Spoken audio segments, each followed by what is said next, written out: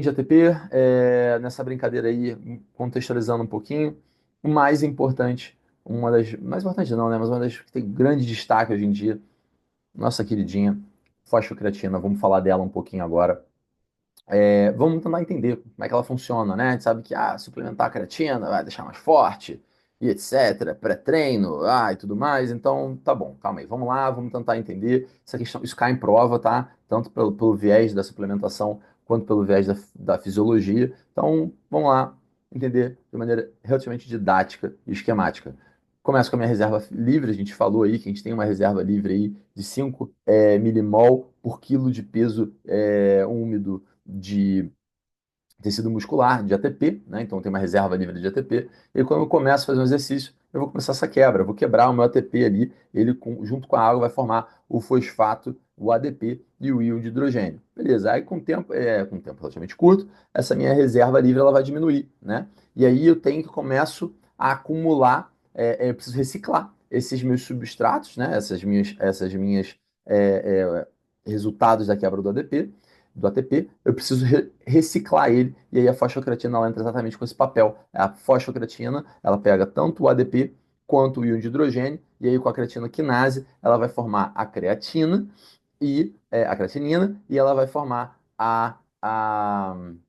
o ATP. Então, a fosfocreatina, troco esse fosfato, né? Eu boto esse fosfato no ADP para ele virar um ATP, eu uso esse íon de H+, e aí eu vou ter minha creatina e eu vou ter o meu ATP. E aí, isso daí é um período que dura cerca de 10, 20 segundos, é o tempo de duração para poder começar a esgotar esse meu estoque de fosfocreatina e pode gerar ali até 10 quilocalorias por mol. Então, a gente tem ali mantendo mais ou menos aquela taxa de 7, vai para 10 dentro dessa possibilidade de energética envolvendo o mecanismo da fosfocreatina, tá?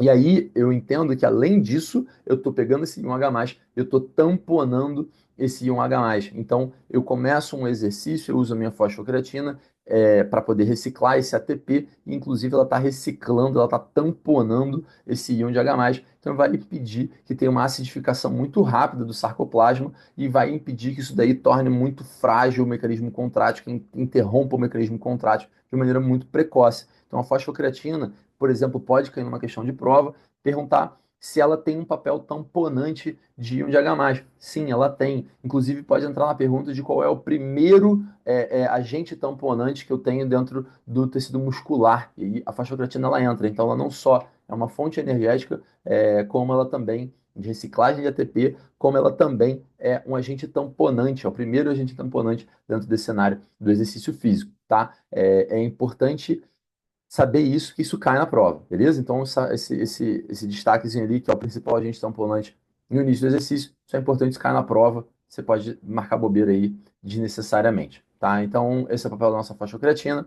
E aí, quando tem exercícios máximos, eu já estou numa segunda fase, né? Uma fase chegando próximo do máximo do meu exercício, o meu nível de ATP muscular ele pode cair até níveis menores que 20 a 30% do que eu tinha de reserva. Só que eu consigo manter isso daí por causa da minha fosfocreatina, tá? E aí, quando eu mudo o cenário, né, cena aqui do início do exercício, para um exercício de endurance, por exemplo, um exercício de longa duração, eu preciso manter essa minha reserva de ATP, manter esse meu mecanismo contrátil funcionando, níveis mínimos de ATP, e aí eu vou depender muito mais, tanto da glicólise quanto da fosforilação oxidativa, para poder aumentar essas minhas reservas de ATP, e aí esse meu ATP poder entrar tanto para um lado quanto para o outro. Tudo bem? E aí, uma coisa importante que vocês estão vendo, quando eu aumento essa minha reserva livre de ATP, né, pode ser no momento secundário ali de repouso, como também pode ser dentro do exercício de endurance,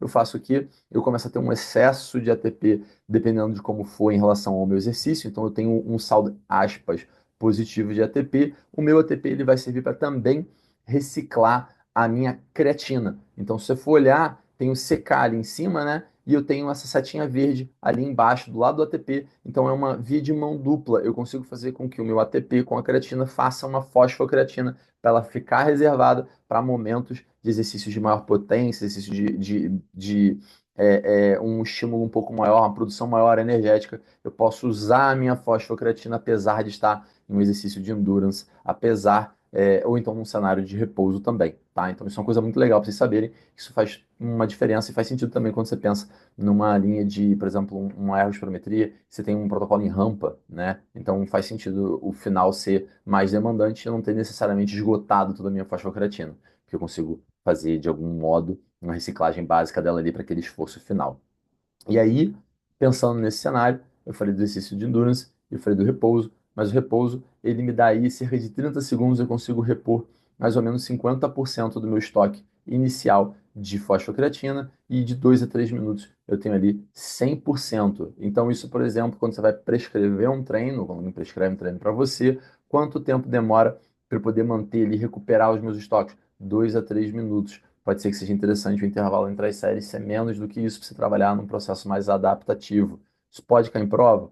Pode cair em prova também, tá? Saber ali mais ou menos quanto tempo eu preciso de repouso para poder tentar ultrapassar 50% dos meus estoques de fosfocreatina sendo repostos, tá bom? Então isso é uma coisa que é interessante, é saber que essa ressíntese ela é totalmente dependente do sistema aeróbico. Então foi o que eu falei, em última análise, tudo é aeróbico.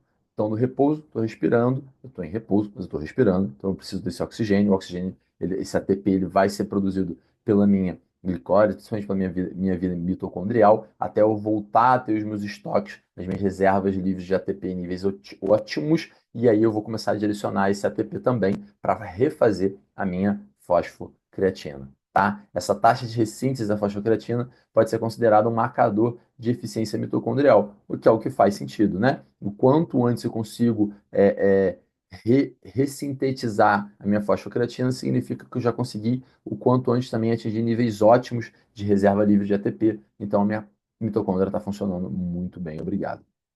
Em exercícios de alta intensidade, eu tenho essa queda, tá, do ATP, porque eu estou demandando muito, e aí eu também rapidamente esgoto meu cenário de fosfocreatina, então eu rapidamente também esgoto esse processo de produção, de ressíntese de ATP, e aí eu posso apelar, vamos botar desse jeito, né? Eu posso usar em última análise ali um mecanismo de unir dois ADPs para formar um ATP e um AMP cíclico, e aí esse reajuste na ativação da adenilato ciclase para poder manter a homeostase, só que isso é em situações mais extremas. Então, sim, dois ATPs podem formar um ATP num cenário onde eu não consigo ter, já acabei meu estoque de fosfocreatina e ainda preciso de mais demanda. Mas isso dura muito pouco, isso não é sustentável. Então, isso é uma situação, como está descrito aqui, é uma situação extrema. Bom, pessoal, vamos preparar agora para a gente falar da parte de glicólise anaeróbica.